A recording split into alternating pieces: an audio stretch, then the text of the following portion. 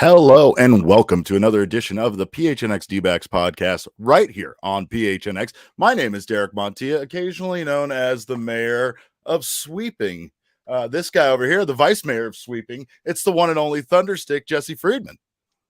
That was fun, Derek. That was fun. That was fun. That was a fun series, Jesse. That was a just an all-around win by the Diamondbacks. Offense exploded in the first two games, and today in the finale, the Diamondbacks did very little offensively. Actually, at one point, their only hit was a solo home run from our man, Stone Cold Garrett, his first career MLB home run, which was very exciting. But of course, before we get into that, we have to let you guys know this show is brought to you by the fine folks at the DraftKings Sportsbook app.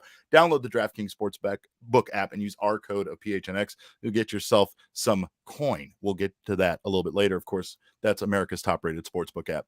What a fun series, though, Jesse. It was incredible to watch the Diamondbacks go into a place like Chicago, for Alek Thomas to have the series, or at least the game he had there in game one, not to mention the incredible defense by his outfield companion there in our short king Dalton Varsho. But everything seemed to kind of go the Diamondbacks' way in this series. Even at times, things looked bleak, not more than once, and they were able to battle back and win every game in the series. Yeah, it was great. I mean, the Diamondbacks really came in and show the people the broom, Derek. Show the people that broom. That broom. The Diamondbacks just came in this series and honestly just sort of dominated from the beginning. I mean, this is really the first game in the series that wound up being all that close. And it's because this Diamondbacks team just really came out with a fire in this series. You mentioned the defense in the game on Friday. That was incredible, Derek. The defense the Diamondbacks showed in that game. Dalton Varsho pulled back a home run. Alek Thomas, like you said, multiple diving plays. Emmanuel Rivera had a really nice stop at third base. And it was just an impressive showing all the way around. The offense was really, really strong in the first two games of the series. And then here in the finale, you run into a pretty tough customer in Dylan Cease. And you figure, this game's going to be a lot harder to win than the first two games of the series. But the Diamondbacks didn't get much. They didn't get much at all, but they got what they needed, right? And they were very, very efficient with their offense today with the two home runs and then Jake McCarthy's big hit.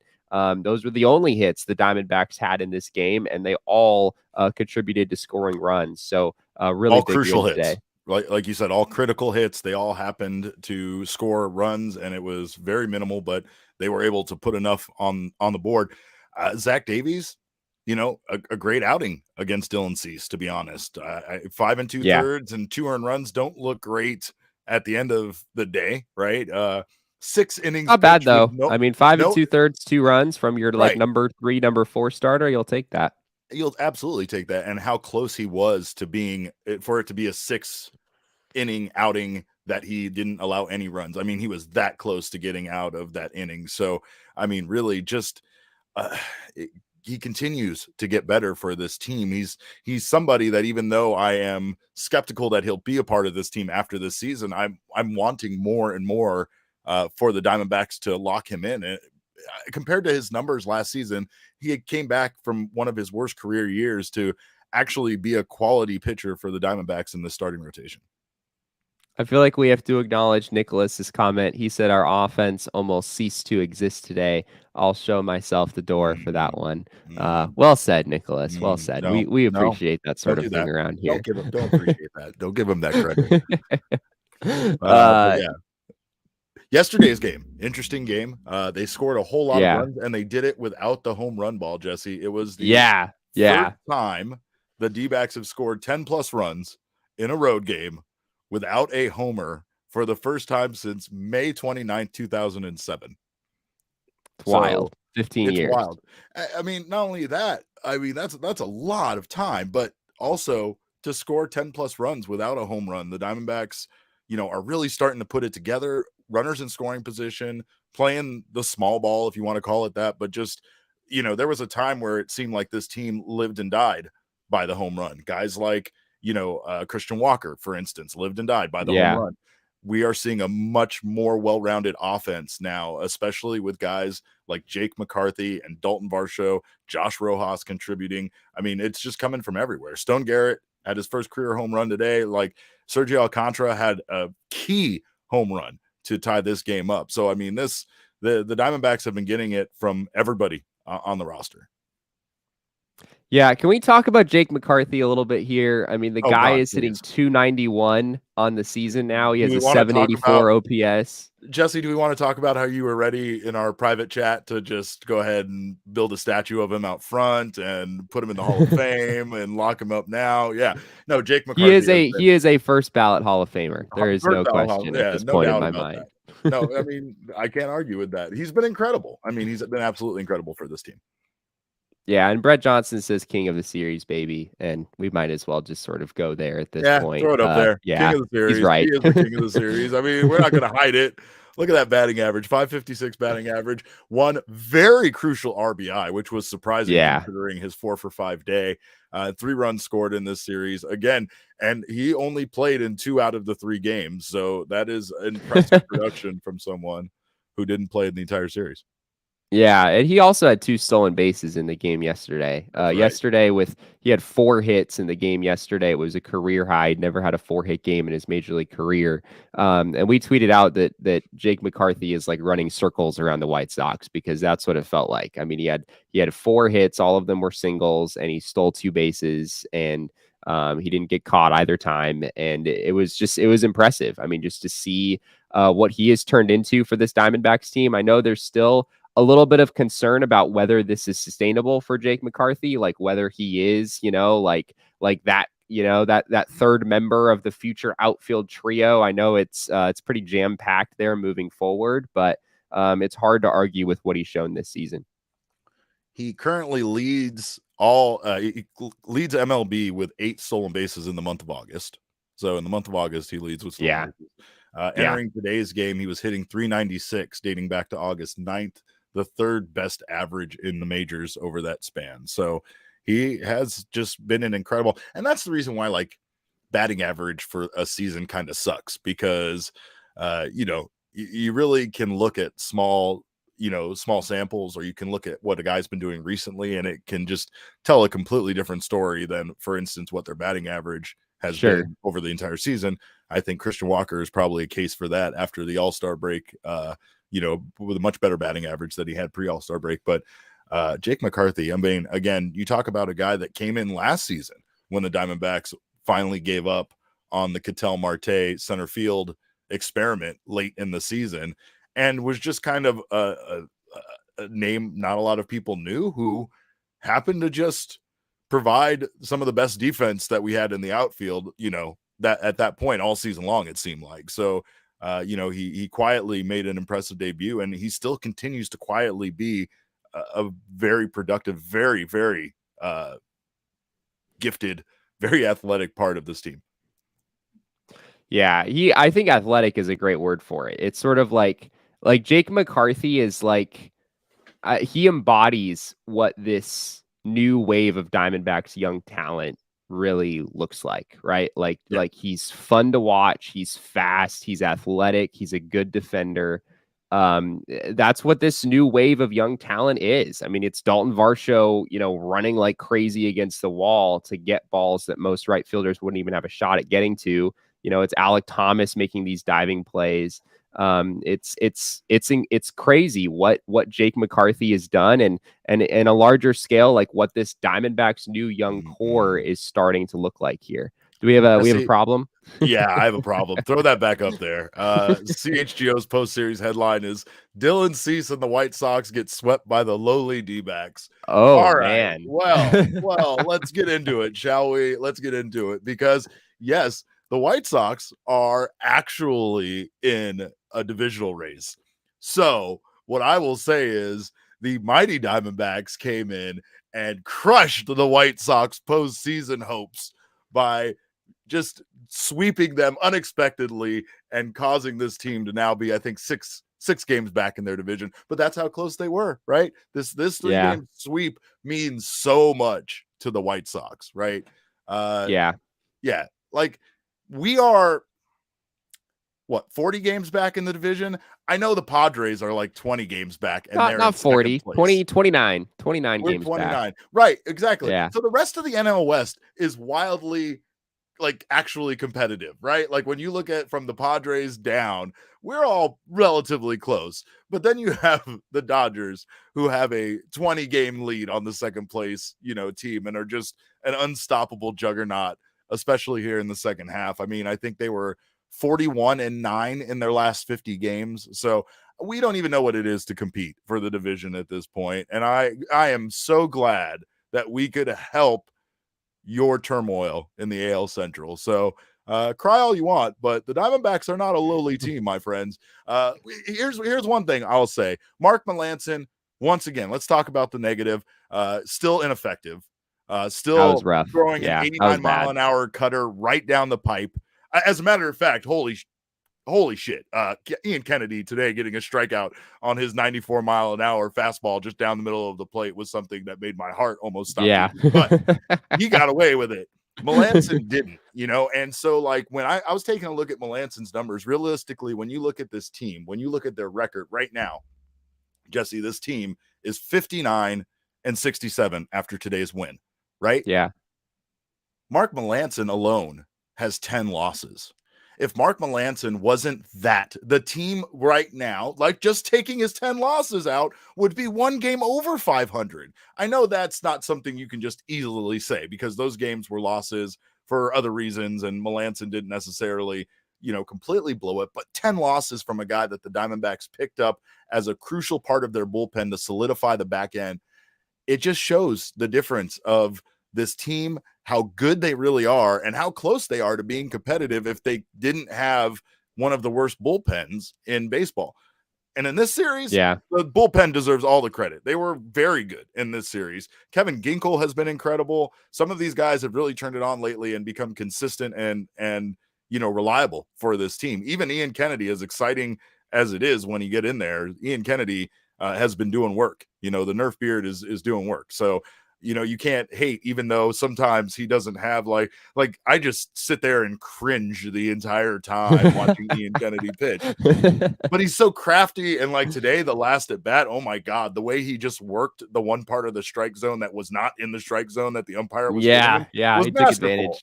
He totally took advantage of it. And that's what a veteran pitcher can do. Right. So, but man, it was just, it was really one of those things that I think we saw this team really come together during this series, and it was fantastic to see. The result was the sweep, and we know this team is capable of being this good at times. It just can't seem to put it together consistently.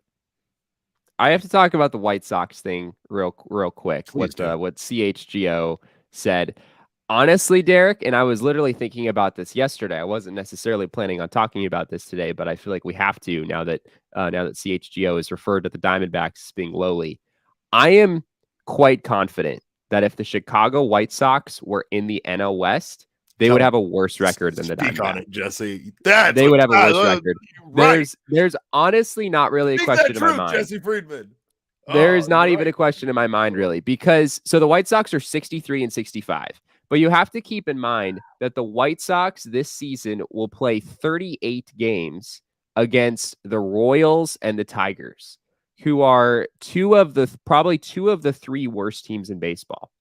I think Oakland is probably a little bit worse. I guess maybe the Nationals and the Pirates are there. Two of the five worst teams in baseball. And they are both worse than the Colorado Rockies, probably by a significant margin. And then you look at the top of the AL Central Division, Derek. You've got the Cleveland Guardians, who have 67 wins, despite playing in a very easy division. And you've got the Minnesota Twins, who are 3 games over 500. Both of those teams are probably the rough equivalent of the San Francisco Giants, if you put them in the NL West. So you're looking at two divisions here that are on completely opposite sides of the spectrum.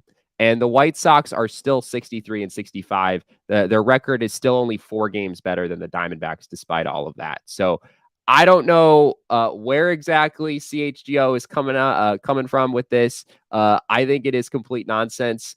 Honestly, I think the Diamondbacks are probably a better team. Not next year, not in the future, but like right now, today, I think the Diamondbacks are a better team. In your face. See, when Jesse delivers hot takes and truths. He comes directly at you. He doesn't need to insult do. you. He just presents the facts. That's all he needs to do. He doesn't need to call you lowly. He just has to say you're in an easier division, bitch. But that's the pepper I put on it. But anyway, tell you what, shout out once again to our DraftKings King of the Series, our guy, of course, Jake McCarthy, who not only is the most athletic player potentially on this team, but really giving Alec Thomas a run for best hair. I'm just saying his hair is incredible. The flow is fantastic. And we want to give a shout out, of course, to our friends at the DraftKings Sportsbook. If you haven't had a chance to do so, sign up for the DraftKings Sportsbook app. New customers can get down on the college football season. Right now, use our code of PHNX, bet just $5 on any college football team, and you will get $200 in free bets instantly. They don't have to win. They don't have to place. They could not score a single point. You're still going to get $200 in free bets instantly for you to use on the DraftKings Sportsbook app. There's a season of baseball left. You can get down on that. You can get down on all sorts of live betting, not to mention it's the last preseason week of the NFL, and then we are at the NFL season. So everybody loves NFL season, fantasy football, betting on it, all of the pick'ems, all that stuff. There's so much good stuff going on with the NFL season right around the corner over on the DraftKings Sportsbook app. So get it now if you haven't downloaded already. Familiarize yourself with it, and then that way you know how to bet. Same game parlays, multiple game parlays, whatever you want to do. All sorts of fun options. Not to mention my favorite thing, live betting. So make sure to get down to live betting, especially if you don't get a chance to get in on the games before they start. Remember, there's always options to live bet on the DraftKings Sportsbook app while you're doing it. And Michael McDermott gives a shout out as we give a moment of silence to the Diamondbacks ending the White Sox season. So, well, rest in peace, 2022 season for the White Sox. Glad we could have a hand in ending that. Lowly, Jesse. They called us lowly. That makes me want to go buy a bunch of Diamondbacks merch on Foco.com, and that's exactly what I'm going to do because that's how I get revenge on my enemies. Is I just stock myself with more T-shirts, more merchandise. I buy your dog more licensed merchandise. Jesse's dog has a wardrobe of its own, but of course you can go on Foco.com, the leader in sports merchandise and collectibles, and get yourself all of the finest Arizona merchandise, not only for the D-backs, but like I said, football season is here for college and NFL. Forget the guys down south. No offense to our friends at the U of A PHNX podcast, but get yourself some Sun Devils gear, get yourself some Cardinals gear, and get yourself some Diamondbacks gear. Everything for Jesse's dog, for your spouse, for your kids, for yourself. Everything from bobbleheads to swimsuits to Crocs over at Foco.com. Head over to Foco.com or click the link below in our description. And also for all non-presale items, you can use our promo code of PHNX and you will get 10% off. Jesse, the Diamondbacks have actually been pretty free of fluke things happening. It seemed like we were getting messed with by the referees a lot. I know we still have Ketel Marte that's still not right injury-wise, but they haven't had any crazy things happening. But the other day, you texted me about Chapman from the Yankees being on the 15-day IL due to infection in a wound from a tattoo. And I think you were kind of like, how does that even happen? Right? I mean, I think that's where you were going with that. I got my first tattoo, Jesse, in my friend's backyard by his cousin named Puppet, who went back to jail before he had a chance to finish my tattoo. So I know a thing or two about irresponsible tattoos. You can get one very easily done in a number of ways. They try to make tattoo parlors very sterile, right? Like everything they're using is a first time thing and whatever, but that still doesn't prevent potentially an infection, Jesse, because you have to remember a tattoo is a needle going in and out of your arm a bunch of times. Right. It makes sense. Yeah. It can be easy for an infection like this. It's just kind of like, I don't know. Do you need to be getting a tattoo while you're in the middle of a playoff? That was more what I was thinking. Like, isn't it sort of an odd time to be loading up on tattoos, right before the season ends? Well, as a tattooed person, I will say sometimes the call is just the call. Sometimes when you need to get a tattoo, you have to get it, right? But again, you're a professional athlete worth millions of dollars. Someone actually has insurance policies on your body in case you break down. There are things that I feel like you shouldn't be doing during the season. But 2022, Jesse, has been a weird year for injuries, stints on the IL, weird, stuff like that. And I don't know. I think it's kind of a cursed year, right?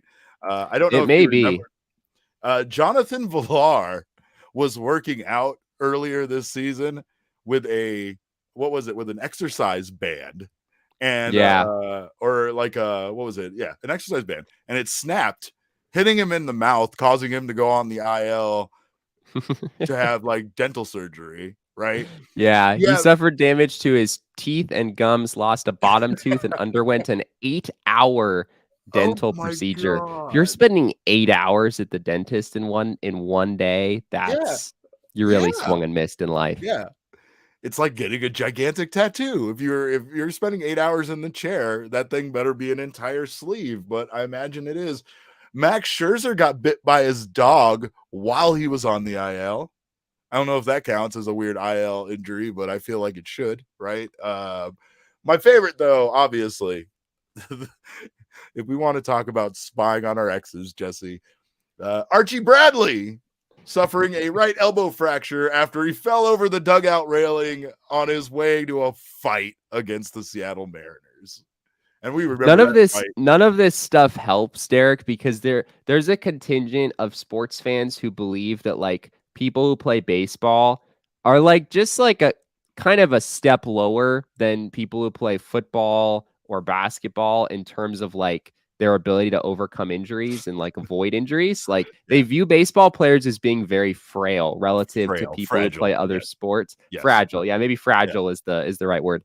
Um, and unfortunately, all of these things sort of confirm that because yes, Archie Bradley did literally fracture his elbow falling over the railing during a whole event that was happening on the field. So yeah, none of this is saving that narrative at all, but it No, is what it no, is. no. Chris Sale got hurt in a bicycle accident. He And then we did. also know Yes. Chris Sale beat up stuff in a locker room or in a dugout. So yeah, no, there's a lot of bad things that happened this season. I'm just once again, I'm glad that the Diamondbacks have stayed relatively out of it. Right? Well, Caleb Smith, Derek, like a few weeks I knew you ago. were gonna bring Caleb. Why, They didn't Caleb? really Why, stay out of it Caleb? completely. Caleb Smith was punching something that he Oh, shouldn't have been shouldn't have. punching. What do you think it was, Jesse? Can we speculate on what we thought? It's That's not probably like, I don't know, it's probably a wall of some sort. I don't know. Yeah. Yeah, you're right. I forgot about Caleb Smith. And see, again, I tried to give him the benefit of the doubt. I tried to retract my psycho statement, and Caleb Smith he just plowed forward with that narrative. And I don't feel like that's my fault anymore. That's what I'm going to say. I'm going to take. At least Fernando Tatis's injury was on a motorcycle. Like what the heck did Chris Sale do on a bicycle? I don't Like know.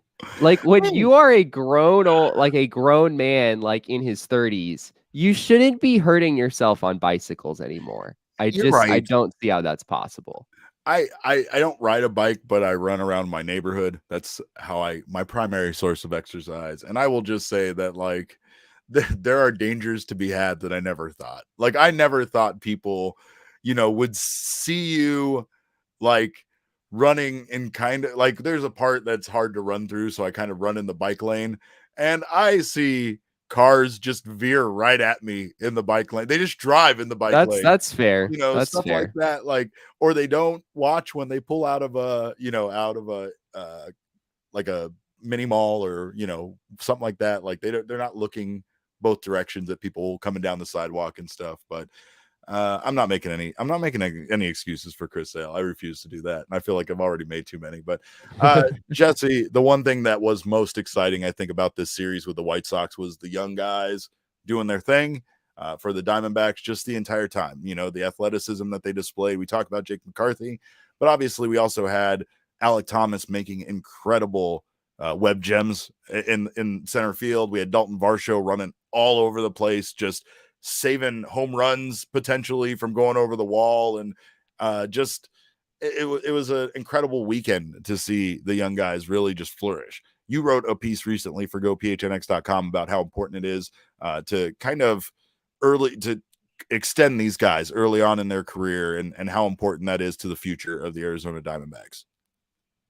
Yeah, yeah, and I mean, I honestly, I'm less so talking about Varsho and McCarthy and some of those guys. I think the jury is a little bit still out on like who those guys will ultimately become and where their value stands. Not to say that like an extension is a bad idea, but I think it's less crucial that the Diamondbacks do it early.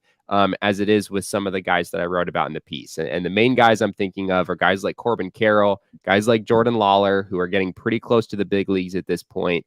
And the only way, potentially, we've seen this movie before, Derek. The Diamondbacks have exciting young players and they stick around for a while and then they leave in free agency.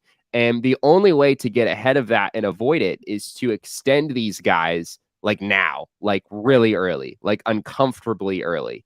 And we've just roll seen that dice on them, right? yeah, I mean, literally, some teams have extended players before they've even played a major league game, and I think that's taking it a little bit too far. Like I think we want to see Corbin Carroll play like one major league game at least before throwing $100 million at him or something. It's like Alec Thomas, right? Alec Thomas has had his ups and downs this season, but Yeah, there's definitely been more ups than downs. And the one thing we've seen is that not only is he a competent major league player that can stick around and help this team win ball games, might be an elite, baseball player, and he still has developing to do at a major league level. But what right. you see out of Alec Thomas already makes you comfortable enough to know that this guy is and should be a part of the D-backs plans for a long time. And so, like, you're right, with Corbin Carroll, it would be nice to at least get that call up in September, get that guy some time to just see him, compete at a major league level, see him look like he belongs. And that Yeah, might be enough for me to get that extension done, maybe even as soon as next season, right? If we can hop on it and make sure that these guys stay a part of this team, know that they're wanted, and know that they are, a big piece of the future, right? Like, you can say that verbally, but actions speak louder than words. And those actions are, extending these young guys now and securing their future for the team and for them. They want to know their future is secured as yeah. well.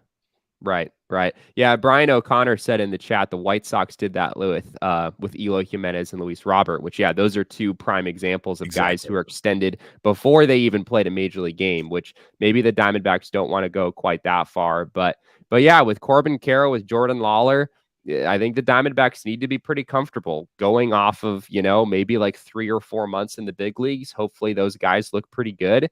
And you might try to sign an extension right then and there. It's basically what the Mariners just did with Julio Rodriguez, giving him a deal that maxes out Yep. at almost $500 million.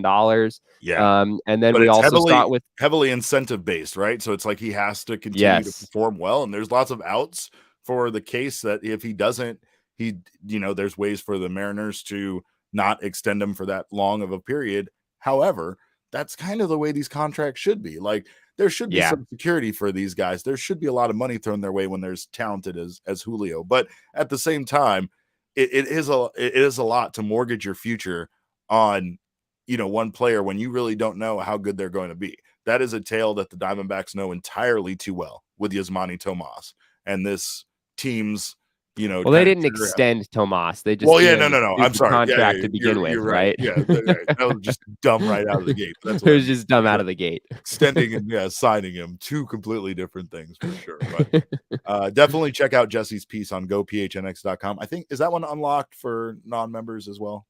That one is locked. The one Uh, before it is unlocked. The one about 6 observations from the Diamondbacks that's right. 2023 schedule, which was just released. That article is free and unlocked for everyone, so everyone So can check that get out. that over at gophnx.com. That's a good reason to sign up if you haven't already done so already. Get yourself a membership. If you get an annual membership, you'll get yourself a free t-shirt like this beauty I'm wearing right here. I hope you guys got down on that sale before it ended, because that was pretty incredible.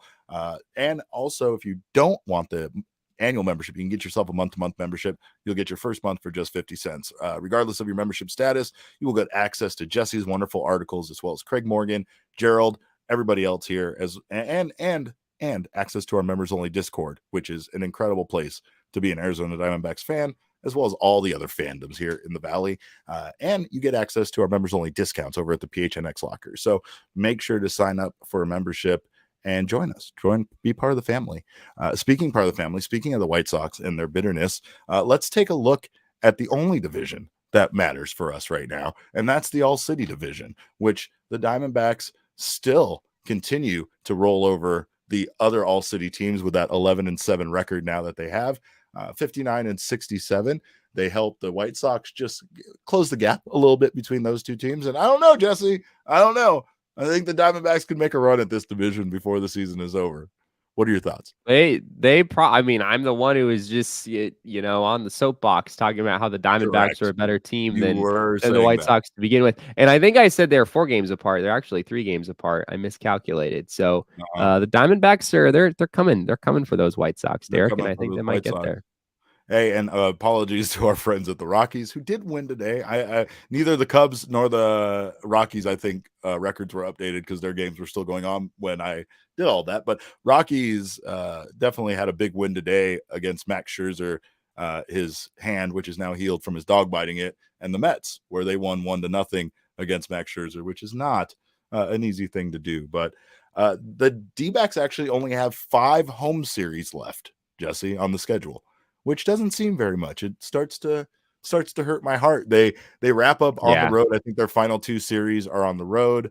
So make sure as a fan, if you want to get out to Chase Field and see them, you do that soon because there's not a lot of time left to do that. Let's take a look at the schedule now, the upcoming schedule, where things still some winnable games here coming back home against the Philadelphia Phillies and the Milwaukee Brewers.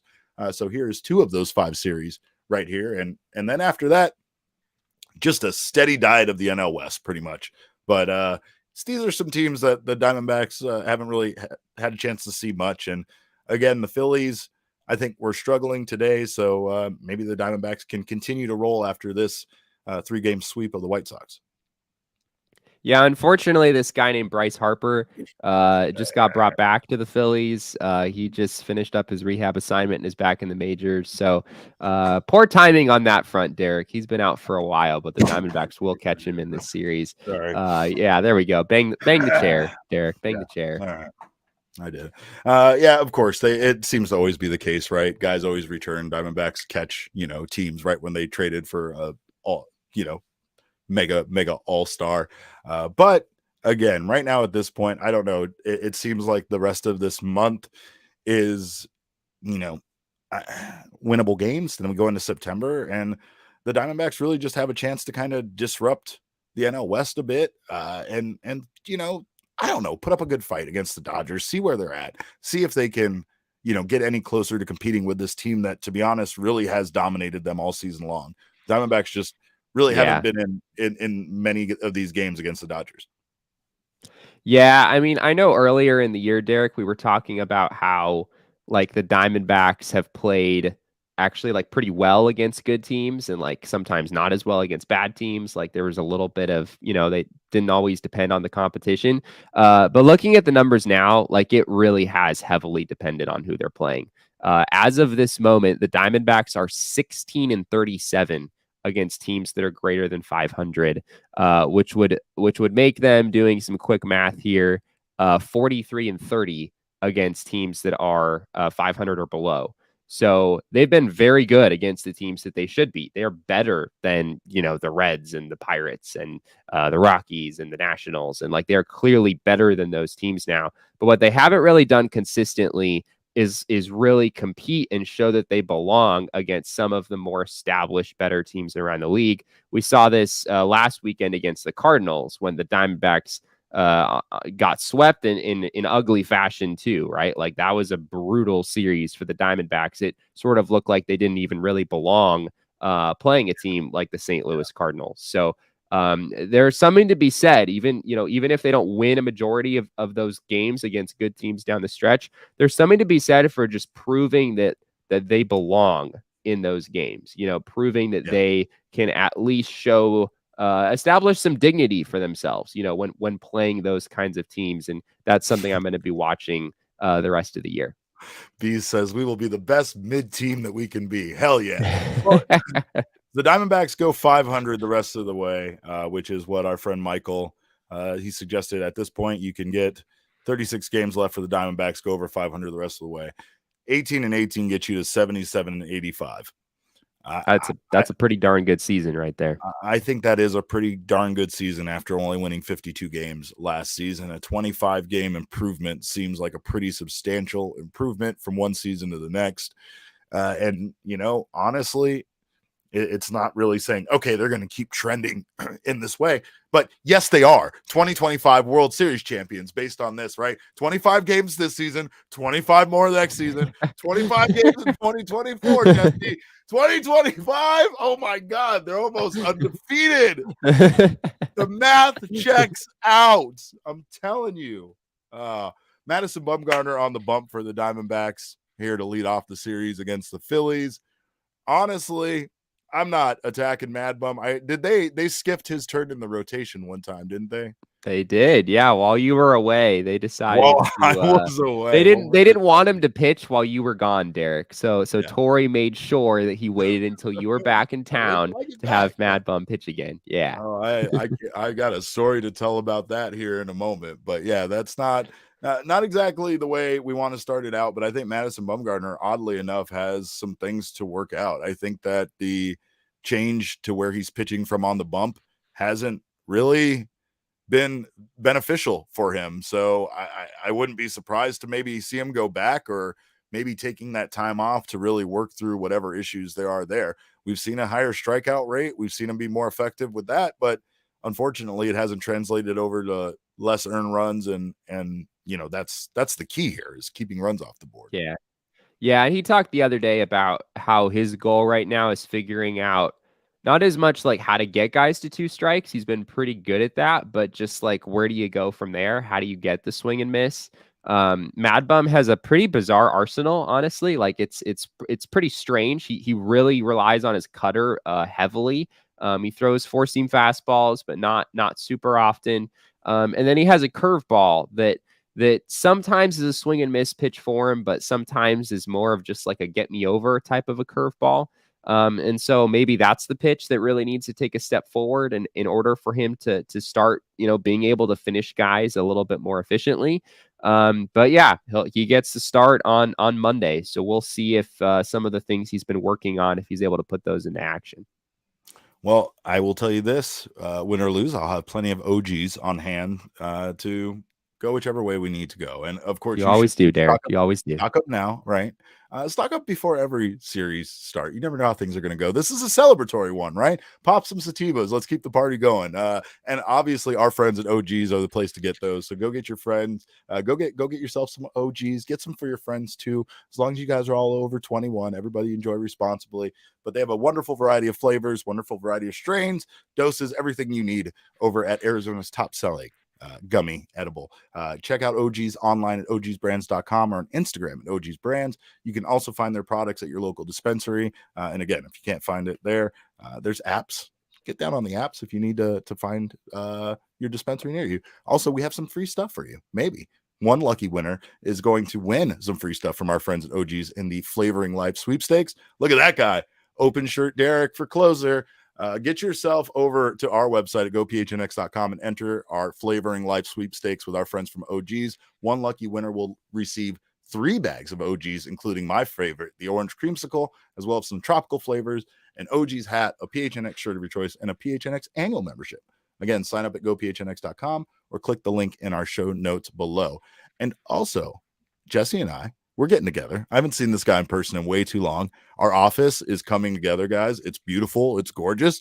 We can't wait to start broadcasting from there. But of course, there's still lots of IKEA furniture to put together. And who has to do that? Yes. This guy. Who has to do that when Michaela Perkins rips the top off of a table after watching the Diamondbacks closers bullpen blow a game? This guy. That really happened. She really ripped the top off the table. No lost keys, Derek. It's not lost keys anymore. Remember, it's stolen keys by Shane. My nickname, if you want to go that route, is Derek Stolen Keys by Shane Montilla. But of course, That really has a nice ring to it. it's got a nice ring to it, right? That's a good Stolen one. keys Yeah. by Shane, Derek Montiel. Maybe it belongs at the beginning. I don't know. But of course, me and this guy, we are getting together for over at the Four Peaks on 8th Street Pub. We are all going to be there, not just us, the entire PHNX crew. Our monthly last Wednesday show is right around the corner. Join us at Four Peaks on August 31st for good food, fun, and beer. And by good food, we mean the chicken tendies. Get down there, try their wonderful variety of beers. And we will also be announcing our next winner for our Four Peaks Toast of the Month sweepstakes, which you can enter while you're entering the Flavoring Life sweepstakes over at gophnx.com. Win yourself a $50 Four Peaks gift card, a PHNX shirt of your choice, and a PHNX annual membership. Go enter all of that at gophnx.com or click the link below in our show notes. Must be 21 or older to enjoy the Four Peaks beer, but you can bring the family to Four Peaks if you guys want to come down. Again, they have food, wonderful variety. See, Shane Keithy Deef. Ooh, that's Oh good. my God. That's it. That's You good. did it, Charles. I'm going to text him that right when we're done with this show. But speaking of which, I was absent for a little while there. Shout out to Jesse, for Mac, for Jacob, for holding it down while I went off to be Hollywood guy.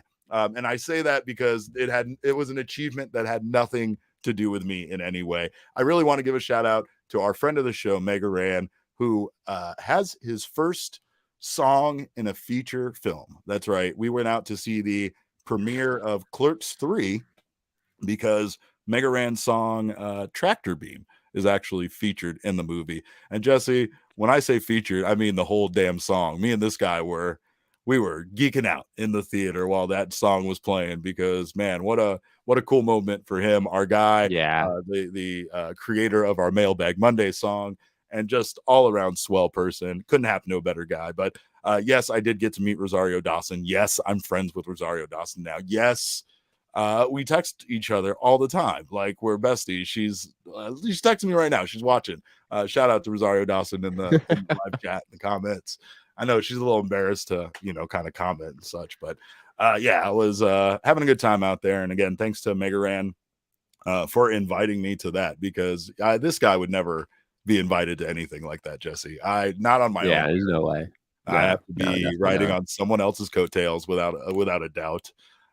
And it's, hey, I'm okay with that, because what a better, more talented guy. You've heard the Mailbag Mondays song, right? I don't need to make any more case for Mega Ran's talents than that small snippet of an incredible song of his. But also shout out to Saul Bookman, who keeps putting me to work at the PHNX office building stuff. Again, I had to fix Michaela's table that she destroyed.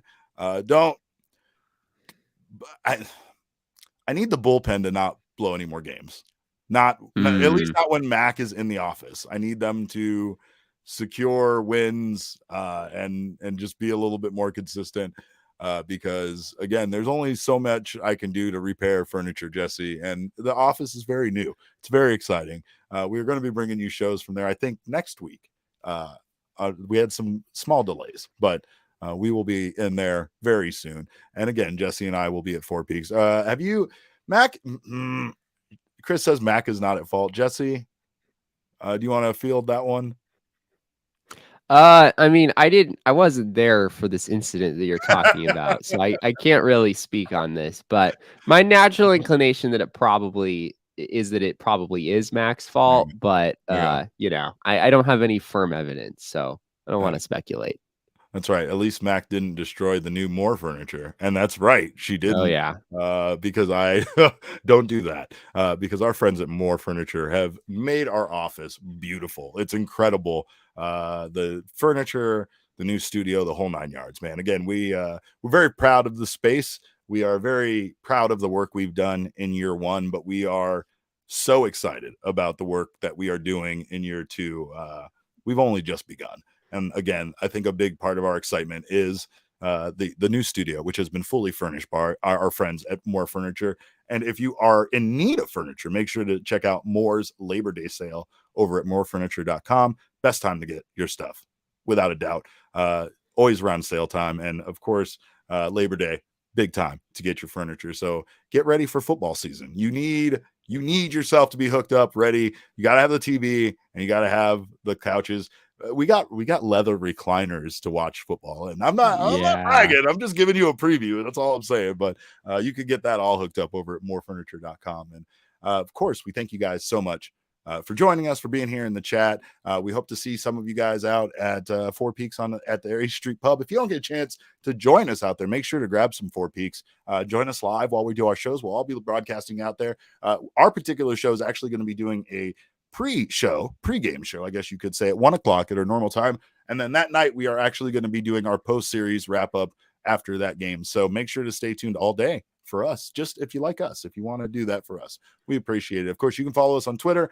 I'm at Cap_caveman with a K. Jesse is at Jesse N. Friedman. Our show is at PHNX_DBacks. But of course, all roads lead to at PHNX_sports on Twitter, Instagram, and Facebook. Shout out to all of you guys. We thank you so much. We know you're talking about Corbin Carroll. We got that. We can't wait. We know it's right around the corner. It's knocking on the door. September 1st is almost here. So again, we thank you guys for being here in the comments. Okay, Derek, so I have to actually butt in here. I apologize, but so what people are talking about is from an actual source. So Steve Gilbert tweeted out 5 minutes ago, per source, the D-backs are planning on calling up outfielder Corbin Carroll from AAA Reno in time for Monday night's game. 5 minutes ago. It's happening. Let's fucking go! Corbin Carroll season, baby! So who goes, Jesse? Oh, man, we have so much to talk about. Don't even start. We have a whole other show tomorrow. We'll talk about it then. Corbin Carroll is happening. Per Steve Gilbert. He's a reliable source. We know that guy, right? Yeah, he calls us the Finksers, by the way. So let's go! Corbin Carroll season is here. That's all we're going to talk about tomorrow. Bring your Mailbag Monday questions, but they all need to be Corbin Carroll related. So I have to wrap it up now. We've been going for too long. I can't. Jesse, Corbin Carroll, it's happening. I think it is happening. Yeah. So real quick. I don't know. Is it? Go ahead, do your thing. I'm just trying to think about your question of who the Diamondbacks will send out to make this happen, because tomorrow is not September 1st. It's August 29th. So yeah, if we're trying to figure out who the Diamondbacks are going to send out, Cooper Hummel hasn't played much at all. Stone Garrett also hasn't played much, which I know is sort of a critique, but I mean, he hit his first major league home run today. I don't think that's a real possibility. So Cooper Hummel is the main candidate that comes to mind for me. You could use Dalton Varsho as a backup catcher. I don't know if the Diamondbacks want to do that, so there's still maybe some hesitation there. But yeah, I mean, this is crazy. Like if this does in fact happen, which I think it will, based on the report we just saw, Corbin Carroll, frankly, everyone, is the best Diamondbacks prospect since Justin Upton. You're talking about 15 years. We haven't seen a Diamondbacks prospect where the expectations were this high. And I wouldn't expect him to hit like 30 or 40 home runs. We've talked about that a little bit. The power tool is not, it's not Julio Rodriguez. It's not that level of raw power. But I mean, this kid does everything. I mean, he is going to be the best base runner on this team. And we already have some pretty darn good base runners like Jake McCarthy and Josh Rojas that we've talked a lot about lately. He's going to be the fastest guy on the team, most likely. And he's just a game changer. I mean, the way that he plays defense, his hit tool, he's been hitting for average, even though he's had a couple rough games in Reno lately, but overall he's been very, very good down there. He demolished a 463-foot home run, Jesse. I'm not going to call him a small man because he's not a small man, but he is not the kind of guy you would suspect that could hit a 463-foot home run. 24 homers this season. So I cannot wait to see this guy be a part of this team. I mean, again, it's just exactly what we wanted. It's what we were hoping for him to get an opportunity to come up, become part of the team, right? Get all of these firsts out of the way, get the first hit out of the way, the first game, all of the exciting things that happen for a young player that can at times kind of, take away from your focus as far as playing the game of baseball, right? The ability for him to come up now and kind of get this initial time before next season is huge, and I mean, we've seen young guys consistently come up. Around this time of the year last year, we saw Seth Beer come up and just completely be a monster for a period of time before he got injured. So Corbin Carroll, again, he's been on fire lately. I still can't believe that 463-foot home run, but offensive side, his defense has just been incredible. He's been consistent at the plate. He's everything that you want in a player. And I can't imagine anything more exciting happening for this team at this point. They don't have a lot to play for. The playoffs are pretty unrealistic to think that they could reach that at this point. So this is by far, I think, the most exciting thing that could happen to cap off the 2022 season. I mean, I'm sure we'll talk about this a whole bunch tomorrow, but my mind is just going sort of crazy here, Derek. Where are the Diamondbacks going to play this guy? Like, Stone Garrett hasn't played in a week because there's nowhere to play outfielders right now. And now you're going to bring up another guy that you pretty much have to play every day. Like, it doesn't make sense to call up Corbin Carroll to start him, 2 or 3 times a week. So the Diamondback, this is tricky. There's no way getting around the fact that Torey Lovullo is going to have his hands full trying to find ways to get all of these guys playing time right now. Yeah, that's not a bad problem, though. This is a manager who last season had a hard time finding guys to play. Can you imagine how different it is now for him to trying to figure out which guys to play, where to play them, how to keep them consistent? It's the reason why sometimes, as much as it seems like a demotion, they send guys down. It's not really a demotion. It's really just you're not factoring into the plans for the next 5 days. And instead of having you sit on the bench the entire time and maybe get one pinch hit at bat here and there, we would much rather you went down and started for the Aces, got yourself some playing time, and then came, when it's time to get called up, when we need you again, that's when we do it, right? It's the reason why David Peralta being moved was a necessity, especially considering that he was a free agent after the season. I think everything right now is working towards the vision that Mike Hazen put into place. And to be honest, with everything that has happened in that man's life, it's incredible that the team is now, running in the direction it is, that everything kind of is falling into place, right? I couldn't be happier, for the way things are going for the team, for these young guys that we've wanted to see. You just never know in baseball when you're going to see guys like this get called up. And it's just incredibly exciting to think about the future of this team. Dalton Varsho could see more time behind the plate.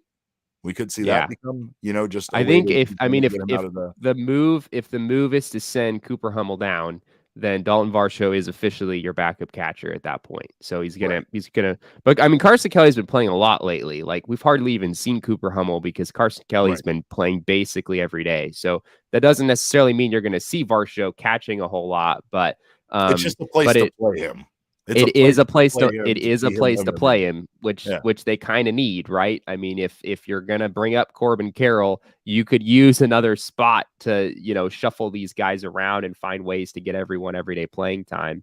I know there was also some talk in the chat about which position Corbin Carroll would play, whether Alek Thomas stays in center field or not. My assessment of where the Diamondbacks are at on that, it seems, from what we've heard from Mike Hazen, it seems pretty clear that they are planning to have Alek Thomas stay in center field, which is totally understandable. I mean, he's at pretty close to a Gold Glove caliber out there, if not already a Gold Glove caliber in center field. So it's hard to move a guy out of a position when they're playing it that well and making some of the plays that we saw over the weekend. Right. But what is also wild is that from almost everyone I've talked to who knows Corbin Carroll and has seen him play, Corbin Carroll is a better defensive outfielder than Alek Thomas, just according to scouting reports, according to what people who have seen those two guys play, which is crazy to say because Alek Thomas is so freaking good that it's like, okay, how is Corbin Carroll really better than this guy? Like, by how much could he really be better than this guy? I think the Diamondbacks will stick with Alek Thomas in center field. We've seen Corbin Carroll play a decent amount at the outfield corner spots in Reno lately. It seems like they've kind of been grooming him for this moment where they're going to play him in the corners a little bit more often. But yeah, we'll have to see. It's Torey Lovullo is going to have his hands full trying to fill up that lineup card every day because it is getting all the more complicated with this move. We talk about Dalton Varsho having all the tools. Corbin Carroll might have more tools than Dalton Varsho, Jesse. He might have a bigger tool shed, and that's Yeah. not a euphemism. Don't take that the wrong way. But power is actually considered his lowest graded tool at 50.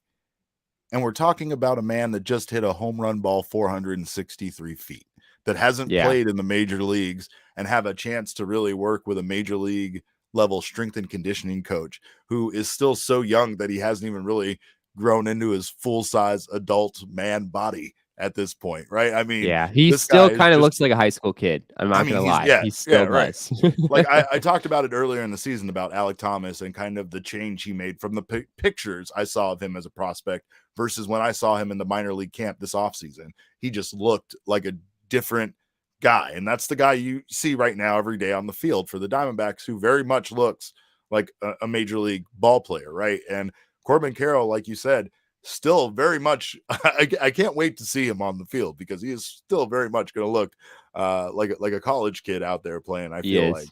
Yeah. it's just, again, it's exciting to have these guys out there. It's exciting to have this problem, that you're describing, this where, we talked all episode, our king of the series, our king, Jake McCarthy, right? Like there's another guy that really, I don't think they factored into him being as good as he's been.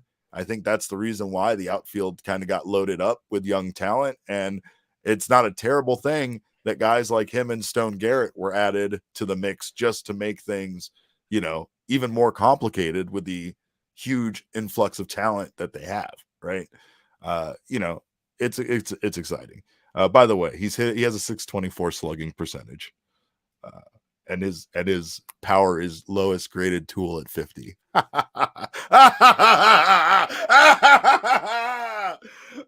feel like I got the Infinity Gauntlet back there, Jesse. I feel like we just got There you the go. final stone and we're ready to snap on the National League. It's crazy. All right. Well, we have so much more to talk about tomorrow with this.